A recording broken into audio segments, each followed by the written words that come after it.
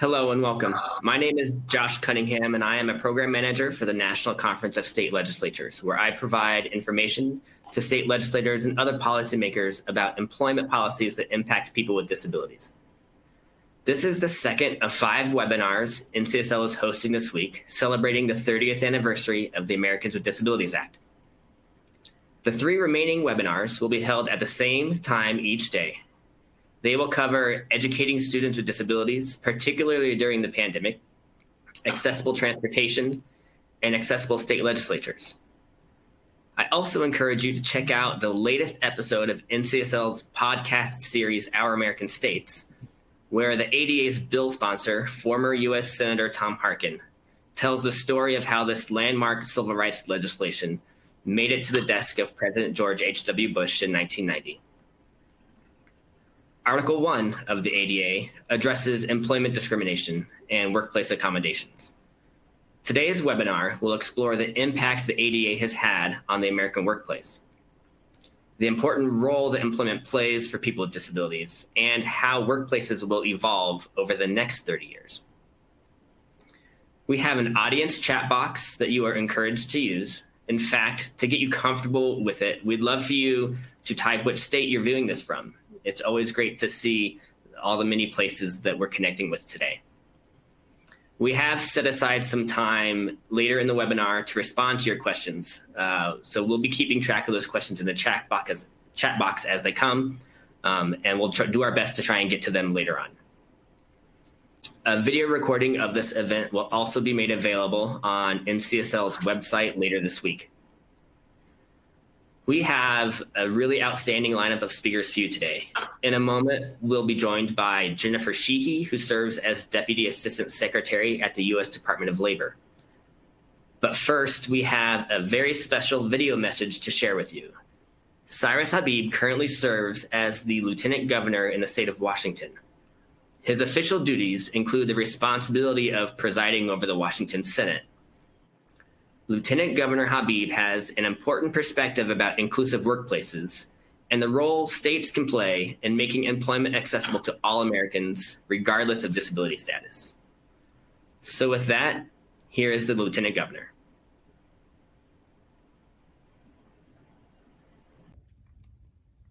Hi, I'm Washington State Lieutenant Governor Cyrus Habib, and I'd hope that we could all be together to celebrate this important milestone, the 30th anniversary of the Americans with Disabilities Act.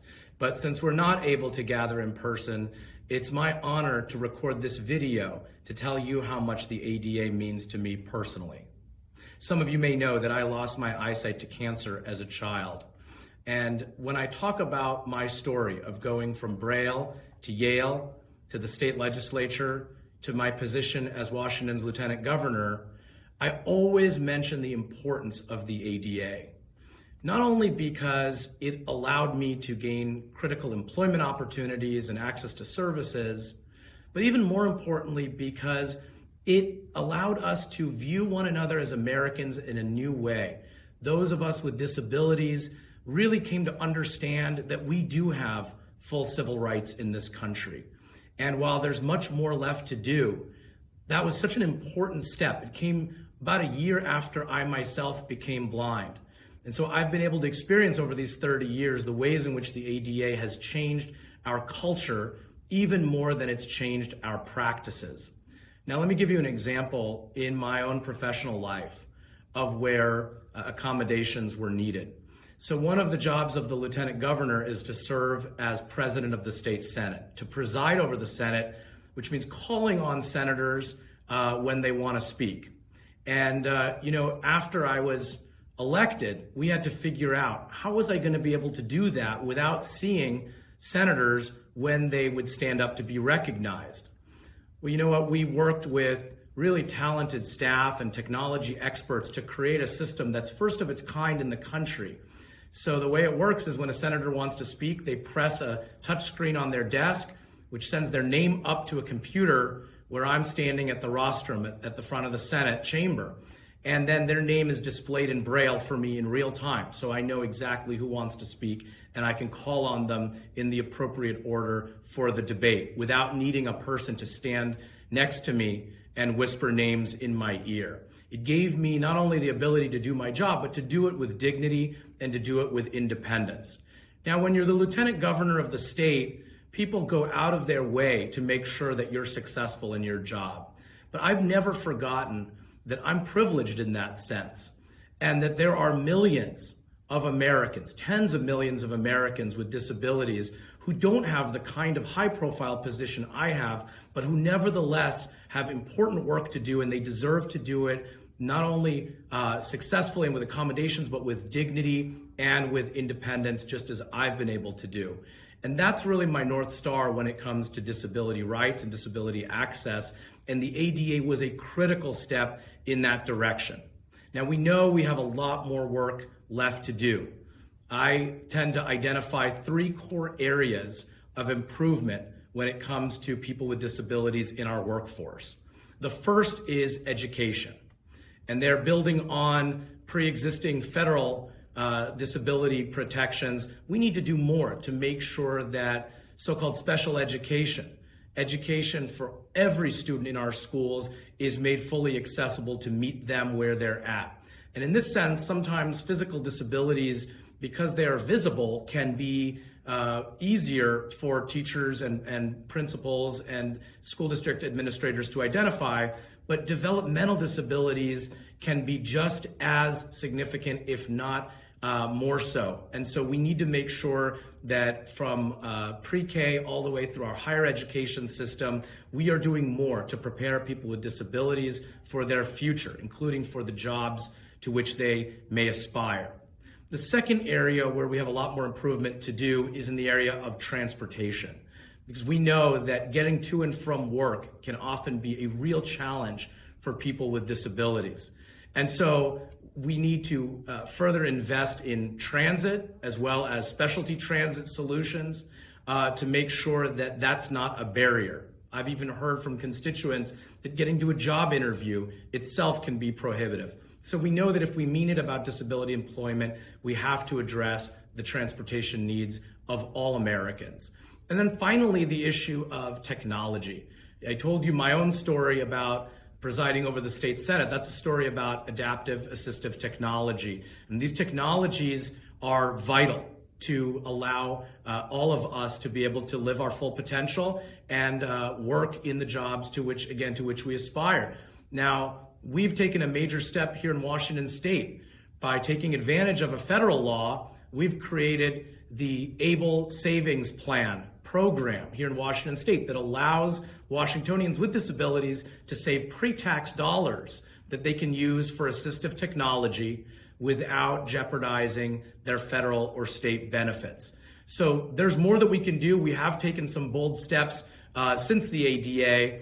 I particularly want to mention the importance of the 21st Century Communications Video Accessibility Act, the CVAA, which recognizes that while brick and mortar buildings may have been made accessible by statute, in so many instances, our digital world has not yet become fully accessible. And as this coronavirus period has shown us, with Zoom calls taking over in-person meetings and recordings like this taking over from in-person gatherings, access to our digital resources is vital for Washingtonians in the workforce. So we need to build on that as well. We've got a lot more work to do, but let me close with this, which is, as someone who's been a lawmaker myself, I have to say this, that the ADA also reminds us that we as policymakers are capable of doing big things. We're capable of working in a bipartisan way, as they did when they passed the ADA, to do big things. And in so many ways, our sense of what's possible has been contracted. And we only think in terms of incremental public policy changes. And while the ADA didn't pass in the strongest possible form, which advocates had suggested, nevertheless, it is a monumental piece of civil rights legislation. And we should take that as an inspiration now, 3 decades later, at the federal level, at the state level, and at the local level, to do big and bold things to expand opportunities for all of us living in this great country. So with that, I just want to say a word of congratulations to all of us in this country who either work to pass the ADA or who have benefited from it, who have worked to make sure that it is enforced, who have done outreach to make sure people know about their rights. Congratulations. And let me pledge my ongoing commitment to work with all of you to make sure that each of us, irrespective of our abilities, can fulfill our American dream. Thank you and God bless. Thank you, Lieutenant Governor, for that important message. Next, I want to introduce you to Jennifer Sheehy. Jennifer is the Deputy Assistant Secretary at the Office of Disability Employment Policy, or ODEP for short, which is an office within the U.S. Department of Labor. Jennifer and ODEP have been great partners with NCSL on our disability employment policy work, and we are honored to have her join us today. Jennifer, as always, it's great to see you and welcome. Hi, Josh. It's really great to see you too. It's odd in this virtual environment, but I have to give you guys credit. You're doing an amazing series this week to recognize the Americans with Disabilities Act, and you've managed to take the in-person presentations and the work with your members and flawlessly move into the virtual environment. So congratulations. Thank you. And thank you so much for having me today. We really value our partnership with you and NCSL. And I love the opportunity to recognize the ADA and also to talk about our partnership and the state exchange on employment and disability that we work on together. I'm going to talk a little bit about what the ADA means to me and our work on SEED. And then I have the distinct pleasure of talking with Texas State Representative Garnet, Coleman, and Emily Dickens, who is the Chief of Staff and Head of Government Affairs at SHRM, Society for Human Resource Management, which I'm very pleased to say is one of ODEP's longstanding alliance partners. But before I do that, I'm going to talk a little bit about July and the significance of ADA for me and for our work now that I work with the Office of Disability Employment Policy. So back in 1992 when the ADA became effective for the company I worked for. I worked for Sheraton Hotels back then, and Sheraton was actually about to become part of the Marriott family of hotels. But we were very aware that the ADA was in effect, and it was in 1990, was signed, of course, by President H.W. Bush, because we cared a lot about making sure our guests with disabilities, all of our guests, had the same excellent experience as any others. And we did not want people who used wheelchairs or people who had other disabilities to have to go through back hallways or the kitchen, which I use a wheelchair. I've been through the kitchen a number of times, way back when, trying to get into facilities. The ADA made it possible for everyone to make sure that people with disabilities had the same experience as anyone else when they enjoyed services in public facilities, and then of course in employment too. So fast forward to 1994, again in July, I was now in business school and working between my first and second year, working for Anheuser-Busch in marketing. One of the dreams that I had was going into marketing, working in a company like Anheuser-Busch that spent a lot of time and money in marketing, and I was really enjoying my summer. I ended up having a spinal cord injury in the swimming pool, and going from someone who was able-bodied to someone with a spinal cord injury who used a wheelchair and had limited ability with my hands to do what I used to do. So I thought, first of all, my world was kind of upended, and I really wondered what my future was going to be like in employment. And I realized, of course, we have the Americans with Disabilities Act. And I was very, very grateful in a new way, in a personal way, that there were disability protections in employment. I ended up ultimately going from marketing to working in the federal government with wonderful organizations like NCSL and lots of private sector employers to promote employment for people with disabilities, because I had this revelation, having lived a life without a disability and then a life with a disability, that there was a lot we could do to promote employment for people with disabilities and to help employers really take advantage of the benefits that people with disabilities bring to the workforce, particularly problem-solving skills and resilience and innovation that comes from just navigating a world that isn't always perfectly accessible to people with disabilities.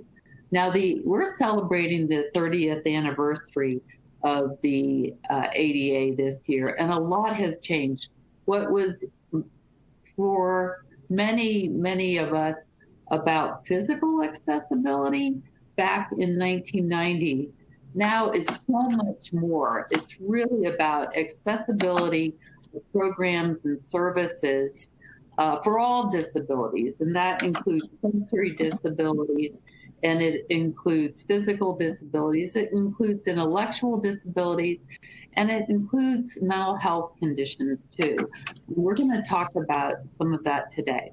I do want to say, in our state exchange on employment and disability, we work with organizations like NCSL, and NCSL was one of our founding members, on helping states decide what their policy goals are for people with disabilities to promote employment.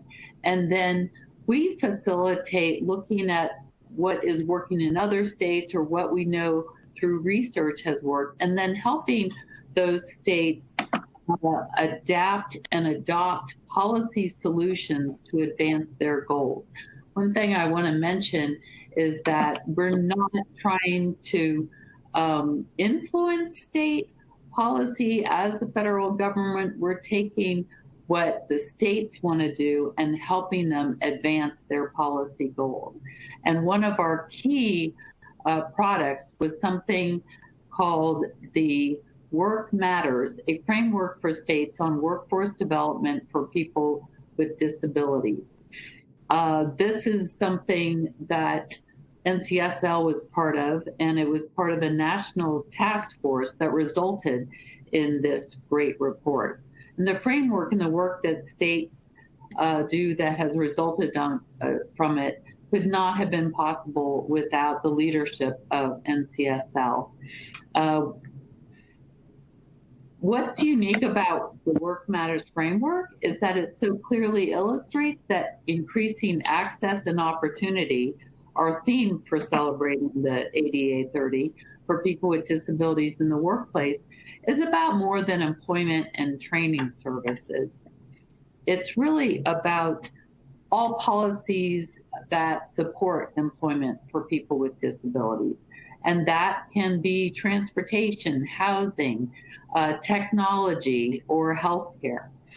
And those are the types of policies that Work Matters outlines and that we help states implement, again, depending on what their goals are and where they see the need in incorporating disability policy. So I am now, I think this is going to be a great treat. I'm going to facilitate a little discussion with both Emily and Representative Coleman, and we're going to get their perspective on this anniversary. So again, Emily Dickens is the Chief of Staff and Head of Government Affairs at SHRM, which I'm, again, pleased to say is one of ODEP's long-standing alliance partners. And we're just thrilled to have Emily with us. So I'm going to start with you, Emily. Over the years, we've done a lot with your fantastic organization around the issue of disability employment, and with you and your members offering invaluable insight to us from the employer perspective. For those that aren't as familiar with the Society for Human Resource Management, can you start by telling us a little bit about your organization and how and where disability intersects with your mission and goals? Thank you, Jennifer. It's good to see you again, even though we're on screen and we've all just adapted to this way of life. And I'll have to tell you, it's amazing that we're talking about ADA today. I think about my early jobs. I heard you talk about some of your early jobs, and I remember working at Duke University as an EA and staffing the Disabilities Council because I worked for the Vice President for Institutional Equity. And our job was to make sure that the campus was accessible to all. And that meant being physically accessible, but also for some of our students that had learning disabilities, and making sure that they had the resources as well. So it's so nice to be able to still focus on these issues in the world of SHRM, Society for Human Resource Management. We are a 72-year-old organization that represents those members of the HR profession who could be an actually HR professional or someone to whom HR reports, whom we call HR accountables. Many of our members work in various facets of the organization as generalists, or they could be the talent recruiters, or they could be the comp and org person. So anyone who works along that spectrum of human resources is likely to be a member of SHRM. We talk about the fact that our members really help us support 112 million people who are in the workforce, if we think about it big picture, because they're serving them through their organizations. And I always say I've had great experiences with HR. It was either someone was going to tell me I was getting a promotion, getting more money, or getting access to some professional development. And I try to remind people that HR makes a difference in lives every day. So I'm so excited to be representing SHRM here and NCSL as a former lobbyist in a state system. I spent a lot of time in the state legislature in North Carolina. And so I love when my worlds get to collide as they have this afternoon. So I'll tell you, issues related to access for people with disabilities have been on our radar for, it seems like, forever. And one of the things you might be aware of is when our new administration came in, our CEO, Johnny C. Taylor, arrived 2.5 years ago. I arrived with him at that time. And we started talking about the concept of untapped talent.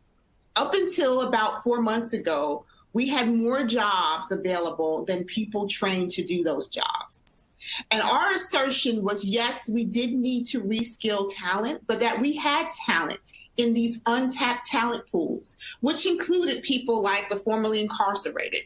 It included people like older workers. And yes, it included people who are living with disabilities. And we wanted to really talk about, in our members, get them trained and skilled so that they could easily hire people with disabilities to do the jobs we know that they can do, but also make the environment inclusive. You can make it diverse and add different people to an environment, but is it inclusive? Do you have everything available to make that person comfortable so that they feel like they are truly part of the organization? As we think about COVID-19 and all the changes and all the things we've had to adapt to, many people with disabilities who may not have been in the workforce because of transportation issues, or other issues that didn't make it easy for them to make it to the office now have tons of opportunity in a more remote workplace. So we're excited about that. I'm even more excited that the SHRM Foundation, which is our 501c3 arm, has continued to focus on untapped talent and most recently unveiled their latest initiative, which is called Employing Abilities at Work. And part of that was to provide a certificate to anyone who was a SHRM member that wanted to get reskilled and upskilled in how you employ people who happen to have disabilities in the workplace. As I've been watching our LinkedIn threads for the last couple of weeks, it's been so nice to see people post their certificate and saying that they're using this period where people are working remotely to learn more and to do professional development. And that has included things like learning how to recruit, train, and include more people with disabilities in their workplace. So there we are with SHRM, and what we're doing is just a little bit of what we're doing. As you know, ODEP has been a partner. We're glad to have been part of your alliance, and I'm excited to be here today. Well, you say that's a little bit about what you're doing. That's a lot.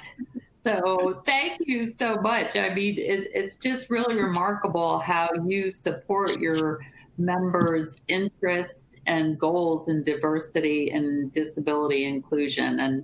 And there are real bottom line benefits for companies to incorporating those inclusive practices. An Accenture report came out last year that really showed that some of the companies that have been ranked as successful in disability inclusion are also some of the top performers financially. So I think that is just an endorsement that it makes business sense to include people with disabilities. So another question for you, what are you thinking about the ADA going forward? Like, what do you see as some of the issues and how ADA will have an impact in the workforces in the future? You mentioned COVID-19. What are you seeing in the context of COVID-19 and that might give us a clue about what disability inclusion will look like in the future? Wow. So if we think about the fact that we now have more people who can enter the workplace and don't actually have to enter the workplace. If we think about we have more people who understand how to use technology differently and to participate wholeheartedly with their colleagues by using technology, we can really expand the scope of what people who just happen to have a disability can do and be in the workplace. It becomes almost a non-issue. It is something that we must, of course, declare because it is law. So the lawyer in me says you've got to declare that you have that issue and that we have to accommodate. But really, we understand that we're more kinder and thoughtful about how people have to acclimate to change because of what just happened. And so someone who may learn differently can still be productive and an asset to a company now. And we all see that because some of us flourish in this web of talking to people online in meetings. Others prefer just to do it on the phone, and others prefer just to send an email. And so we figured out how to be more comfortable with everyone else's preferences during this 3 to 4 month period. And it'll be much easier for us now for us to understand when someone else has a preference or needs an accommodation because we're used to doing it. And I think that's the great thing. And I think it's allowed us to be kinder and more empathetic and to understand that everyone learns differently, lives differently, has different issues that may not be visible to all. And I think that will help us recruit the best talent because it will no longer be based on whether I can get you in here or whether you can use this particular piece of software. We can get the talent that is adaptable, that is a cultural fit for the organization, and talent that we won't have to lose and then have to recruit again, talent we can retain.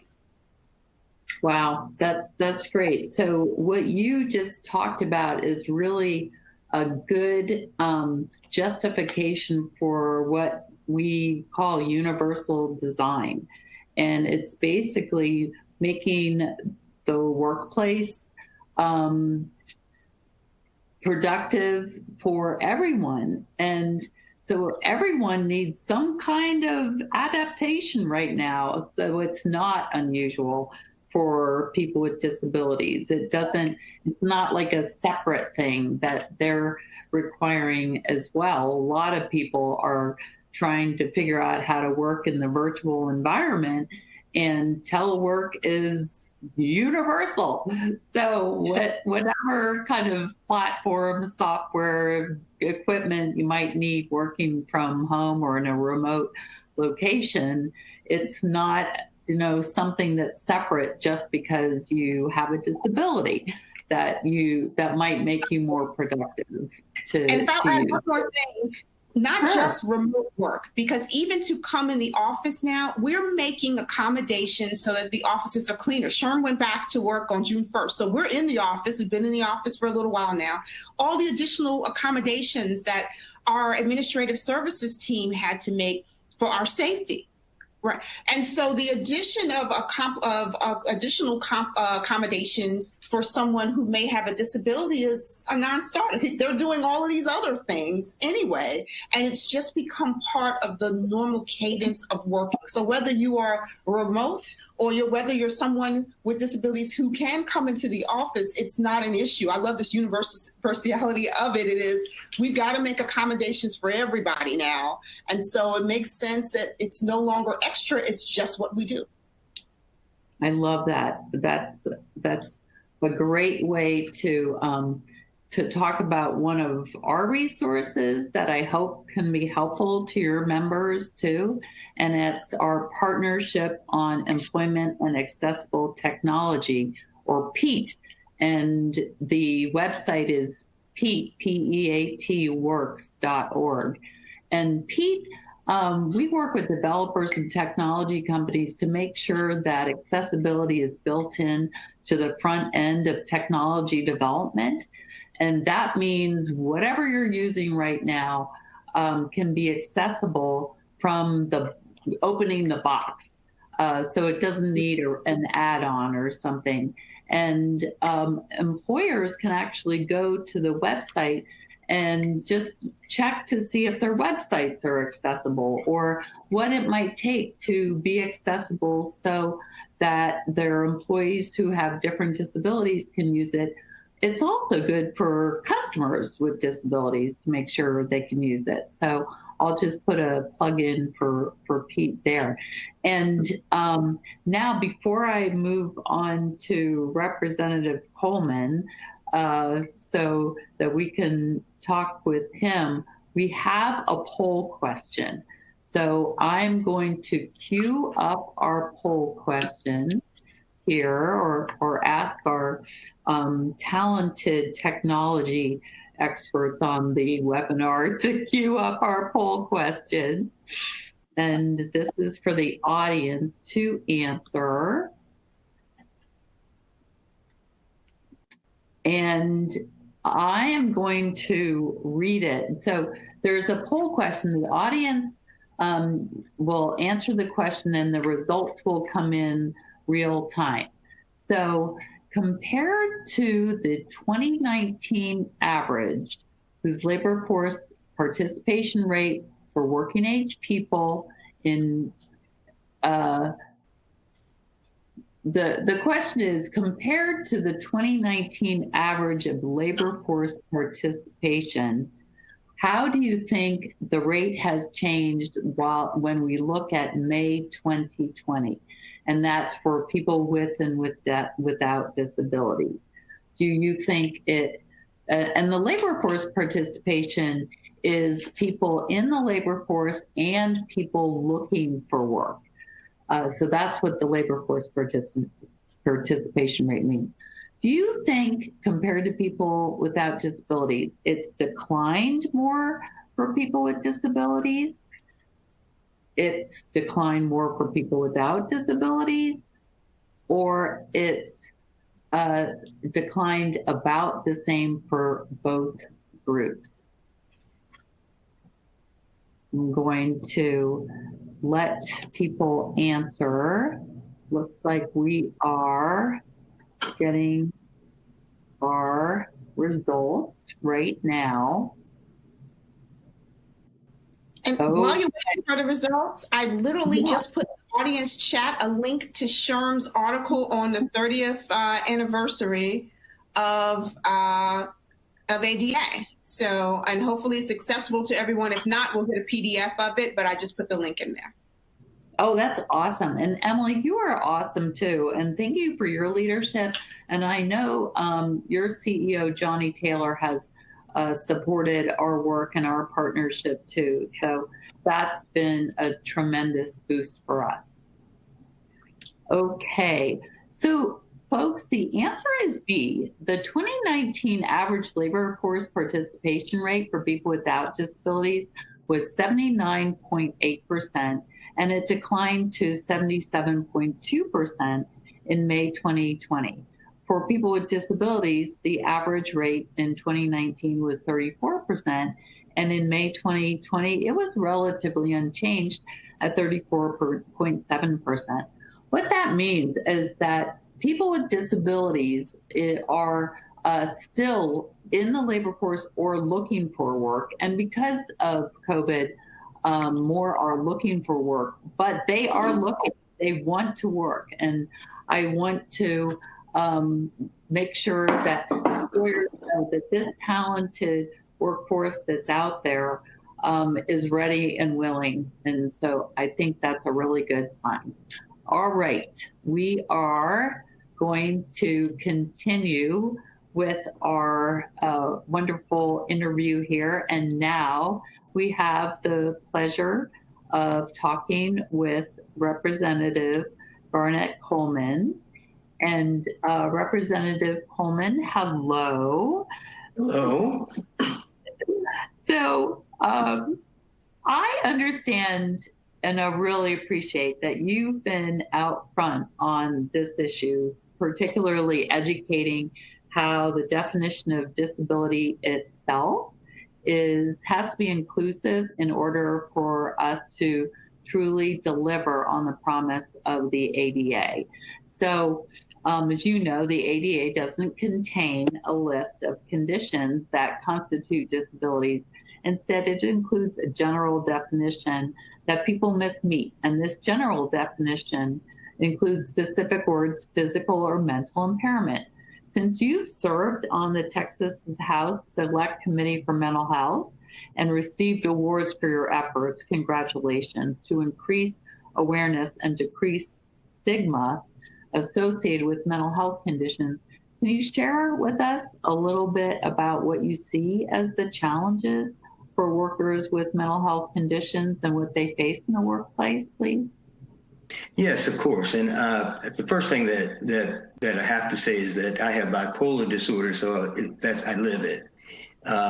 And also, you know, I'm kind of a hometown bragger. So George Herbert Walker Bush lived in Houston, and just so very proud of the things that he did in his career in public service. And the same with Senator Harkin. Was proud of him as well. So yeah, people who have mental health conditions are misunderstood, and it's very difficult if someone starts to say, well, the only reason there was a mass shooting was because that person had a mental illness. So that creates fear of people with mental illness. I think even though I told everybody I had bipolar in 1995, so it was unusual. But I feel like we're making progress in terms of people understanding individuals with mental illness. However, I think it's an unknown. And I know how people are. If you can't come to work that day because you're depressed or whatever the case may be, that someone in the hard charging business world would say, well, you know, you're a good worker, but you're sick all the time. So I think there are challenges with people who it has nothing to do with their mobility. It has to do with their ability to actually function because of depression and things of that nature. So I hope people continue to understand that with good treatment and that in good medicine, that 80% of people with mental illnesses do very, very well. And of course, that's very true. The other thing that we know is that employment and having a job is an important recovery strategy. So Yes. What has work meant for you in terms of your mental health condition? Well, so I am lucky because I work for myself. And therefore, it's easier because if I do have a problem, I just reschedule a meeting or tell them, I'm sorry, I missed the meeting or whatever the case may be. My primary work is as a legislator, and the same would apply there. I work for myself. My name's on the door. It is difficult so I have diabetes, and so there's comorbid conditions. I don't think people realize that glucose, cortisol, and in all of these things are comorbid and create challenges. So my fight or flight stays on, and it affects my blood sugar, which also affects my ability to act. So we have these comorbid conditions that create issues. Last session, I was on a scooter. So I understand what it's like to not be able to be mobile too. Our governor is in a wheelchair. I took a picture with him, and also now I understand what it means to be 3 feet tall, and the stress and it comes with that. And places are really not that accommodating if you think about it. And so with all of this coming together, it's been a challenge in my work to make all of this work better. So I say that to say I almost needed an attendant, and that was a hard transition. So I think it's hard for people who have comorbid conditions. I can barely feel my fingertips, so I can't use a cell phone very well because now they're all touch related as opposed to keys.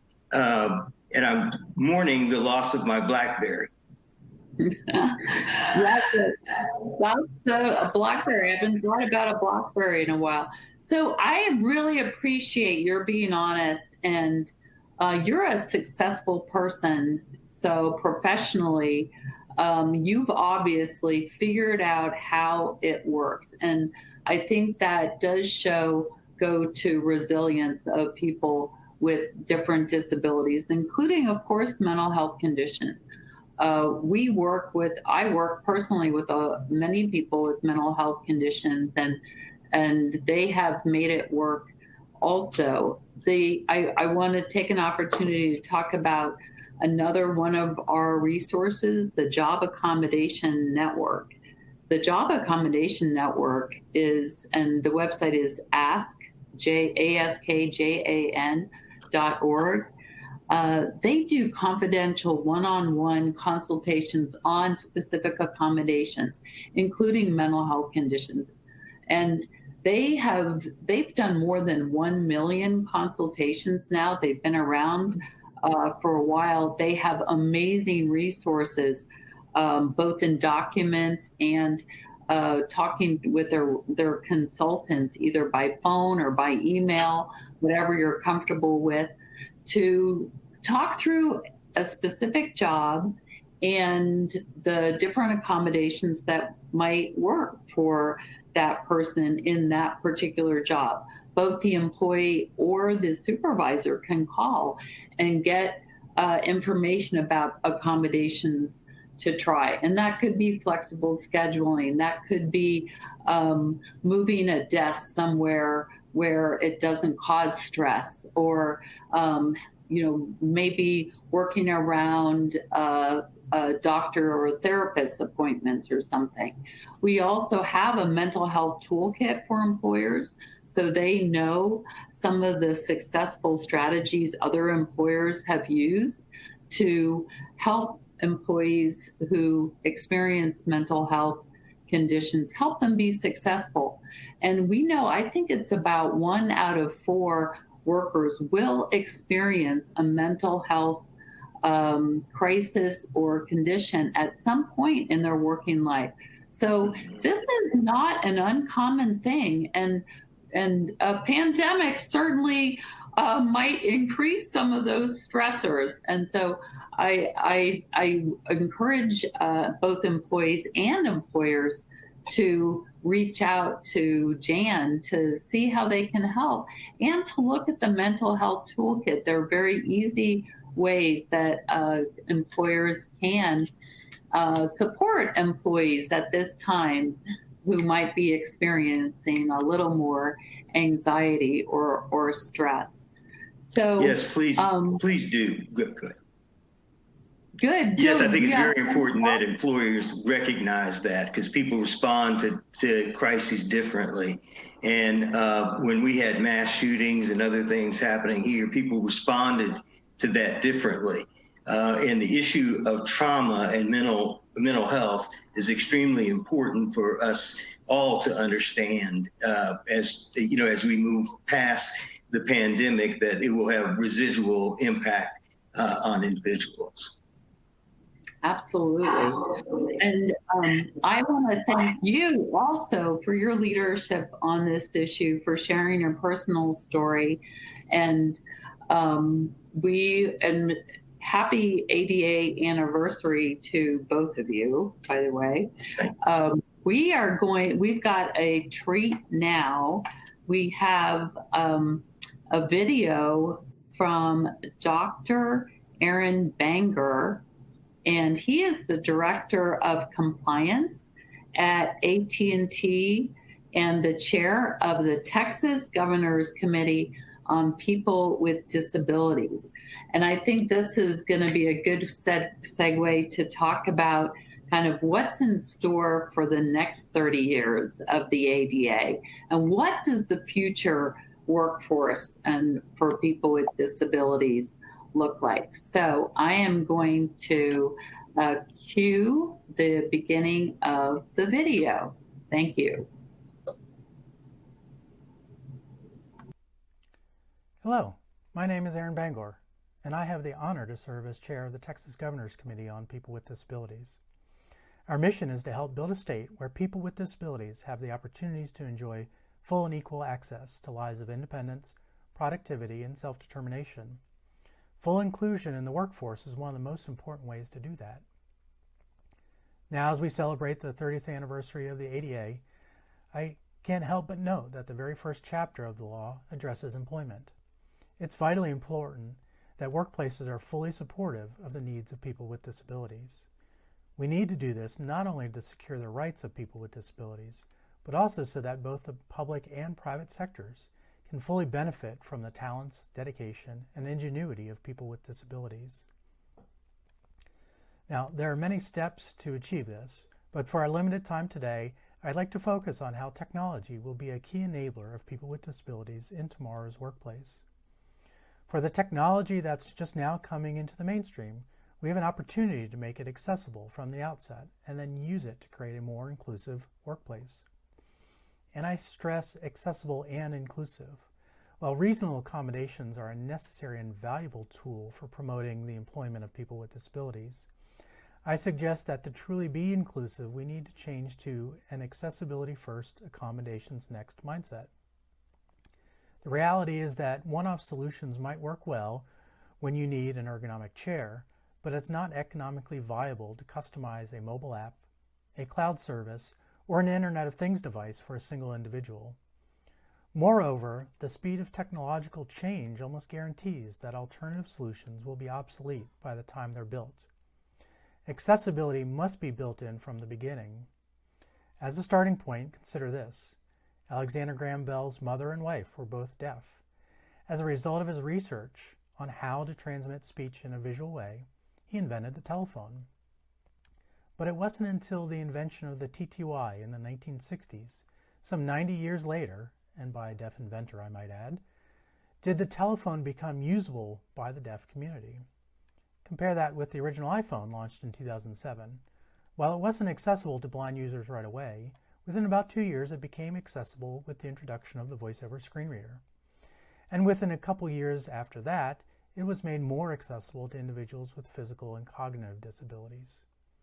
True, the smartphone wasn't accessible from the outset, but we have progressed from a 90-year delay to a delay of just a few years. The fact is, there's nothing inherently inaccessible about the zeros and ones that computers speak. This is an exciting premise as we think of accessible workplaces. So assuming we get the right mindset, let's explore just a few of the emerging technologies that can help make where we work, how we work, and what tools we do our work with more accessible. First, where we work has been changing, and this year has been a masterclass in increasing work outside the traditional office.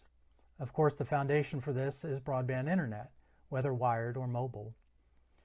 5G wireless networks almost everywhere, and fiber optic connections at home will be expanding rapidly over the next few years. This will allow the same high bandwidth, near instantaneous connections that have supported productivity in the traditional office setting. Along with connectivity are virtual collaboration tools like Zoom, Microsoft Teams, and similar solutions that work on a 55-inch screen at home or a 5-inch screen while we're mobile. While everyone is benefiting from these technologies during the pandemic, the inherent flexibility of virtual work better meets the needs of people with disabilities, many of whom perform best in what has been considered non-standard work locations and schedules. Second, how we work is changing. The gig economy is shifting the concept of a job from 30 years and a gold watch to us moving from place to place and task to task. This means not only worker benefits and protections need to be portable, but accessibility solutions must be universal. We already see this with the accessibility features built into every iOS and Android phone and tablet. This can be further advanced by widespread use of international accessibility standards like the Web Content Accessibility Guidelines. Entrepreneurship and self-employment are great work arrangements for people with disabilities too. As new platforms increasingly manage these business transactions, it's imperative that they adopt standards-based accessibility solutions for both parties in the transaction. And third, our tools for doing the work are changing.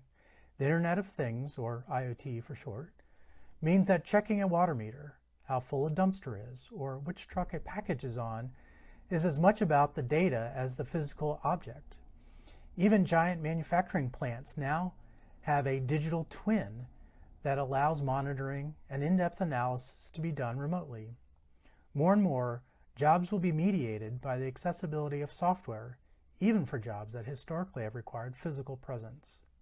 And no discussion of the future of the workplace would be complete without mentioning artificial intelligence. While there certainly is real concern about what jobs will disappear because of AI, the technology also holds great promise as a productivity booster for people. Already we've seen how AI can be used to see and describe objects for people who are blind, create automated closed captions for people who are hard of hearing, and create reminders and guidance for people with ADHD. So, are we prepared to make this future accessible? Like with the promise of the ADA, I'd say we've come a long way, but we have much further to go. While I think there's broad agreement that an accessible workplace is a just and productive workplace, I also think that often there's an underlying assumption that creating it is someone else's job. It's not enough for the employee to know the assistive technology that they need. The employer must already have built a supportive environment for those solutions. It's not enough for us to have accessibility standards. Inventors of new technologies must use them. And it's not enough for us to pass one landmark disability law. At 20% labor force participation as of last year, are we truly realizing the vision of the ADA in 2020? Starting today, what are we each going to do to make sure the situation is better in 2025, 2030, and beyond? So I'll close with this thought. As strange as this sounds after talking about the benefits of technology, ultimately they're just tools. Rather, the future of the workplace will be defined by people, specifically those who can bring a fresh perspective, look at how things have worked before and figure out a better way. By necessity and experience, this describes people with disabilities to a T, because that is our everyday experience. In a global marketplace with rapidly changing technology and other challenges like pandemics thrown in for good measure, we need problem solvers. We need the full force and talent of people with disabilities in the workplace. Yes, technology will make a huge impact, but to create the future we need and want, the concerted effort of each and every one of us will be needed. Thank you.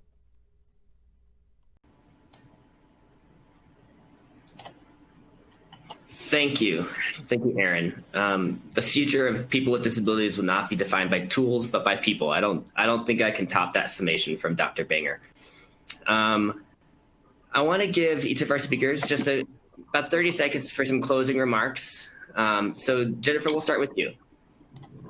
Great. And wow, I'm so honored to have been part of this discussion today. And thank you, Josh, for including us and letting us do this today. I love the celebration of the ADA, and I hope everybody will visit our websites that I shared and work with your states and the employers to really highlight and take advantage of the benefits people with disabilities can bring. Thank you. Thanks. Emily, how about you?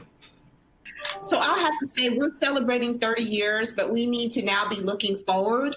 And for my HR professionals or those who know an HR professional online, I'm going to say that we know only 13% of HR professionals report that their organizations have disability inclusion initiatives.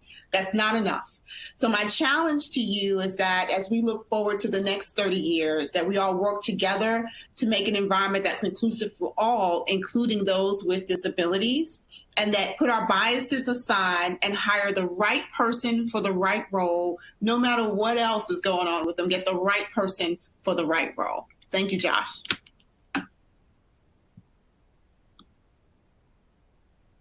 Well, you know, everyone might need an accommodation at some point, you know, because we're all stressed out. But quite frankly, I think that's right. I think we have to look to the future as to how we accommodate people with disabilities and re-educate people about people with mental illness or other disabilities, and make sure they don't have a negative point of view about them. In this time with George Floyd, I'd say to you that probably people with mental health conditions are shot by the police more often than anyone else. And I think not because they want to, but because the lack of understanding that that person is not dangerous to them. So we have to look at that as we move forward, because not only with work, but with people who are at home, there's risk. Great, thank you. Excellent point. Well, I want to give a big thanks to Lieutenant Governor Cyrus Habib, Jennifer Sheehy, Representative Garnet Coleman, Emily Dickens, and Dr. Aaron Banger for taking time out of their very busy schedules to share their knowledge and experience with us today. Please tune in to our third ADA30 webinar tomorrow at 1 p.m. Eastern Time on educating students with disabilities, including some critical challenges that COVID-19 and remote learning are presenting to policymakers, educators, and parents. On behalf of NCSL, I thank everyone for joining us today for this important topic and this important celebration. Have a great afternoon.